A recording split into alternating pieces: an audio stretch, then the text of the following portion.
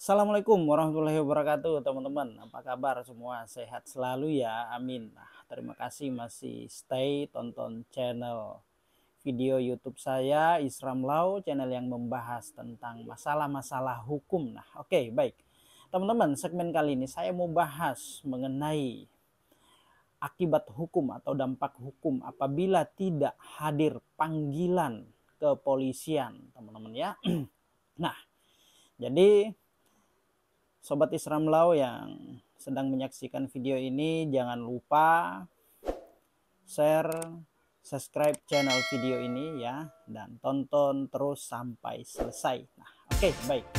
Teman-teman, apa akibat hukum atau dampak hukum apabila tidak hadir pada panggilan kepolisian? Nah, misalkan ada surat panggilan dari pihak penyidik dan statusnya sudah pada tahap penyidikan ya.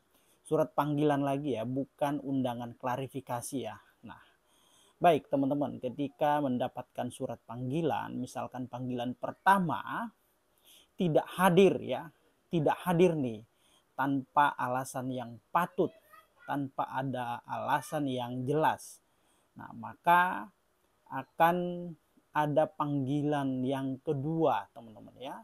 Panggilan kedua itu disertai dengan surat perintah membawa, nanti akan dijemput secara paksa. Ya, itu ya akibat hukumnya ya. Apabila tidak menghadiri panggilan yang pertama, maka akan ada panggilan yang kedua disertai dengan surat perintah membawa. Bisa dijemput paksa nantinya ya.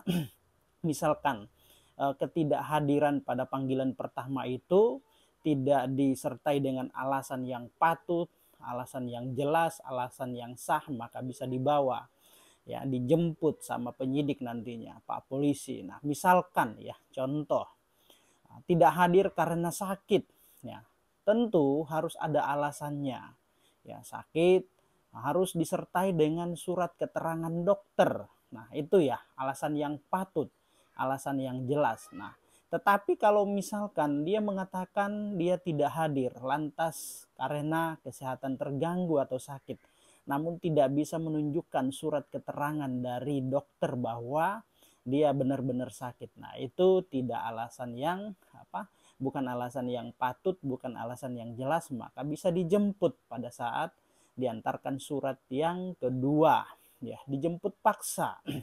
Nah, ini bukan bahasa saya tetapi bahasa undang-undang teman-teman. Nah, sebagaimana disebut di dalam pasal 112 ayat 2 Kitab Undang-Undang Hukum Acara Pidana atau KUHP ya, itu ya.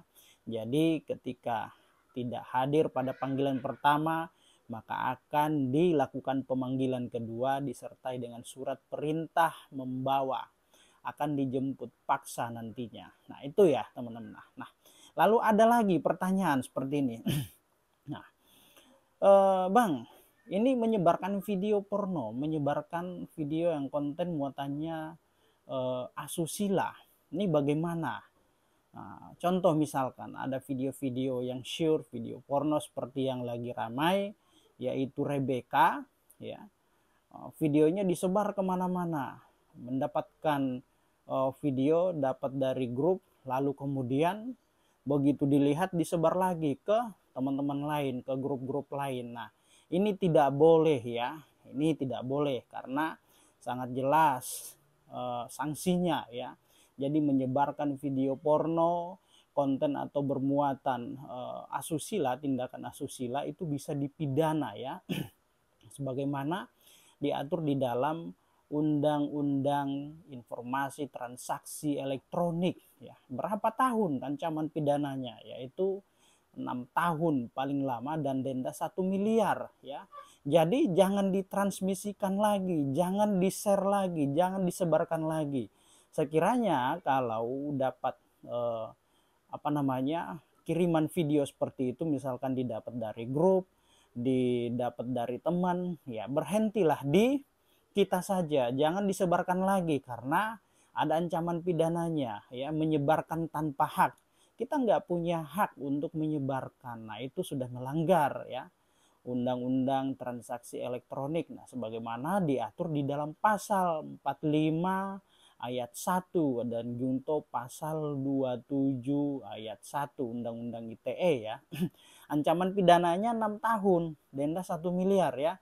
Jadi jangan kemudian menerima video terus kemudian atau melihat ada di grup WhatsApp atau mungkin di sosial media lain seperti Instagram, Twitter, dan Facebook ada video-video seperti itu, contoh kayak Rebecca, lalu kemudian di-share lagi. Nah ini tidak boleh karena kita nggak punya hak ya. Itu namanya mentransmisikan, mensebar lagi video-video yang muatan konten asusila atau video porno. Nah itu tidak boleh ya teman-teman ya.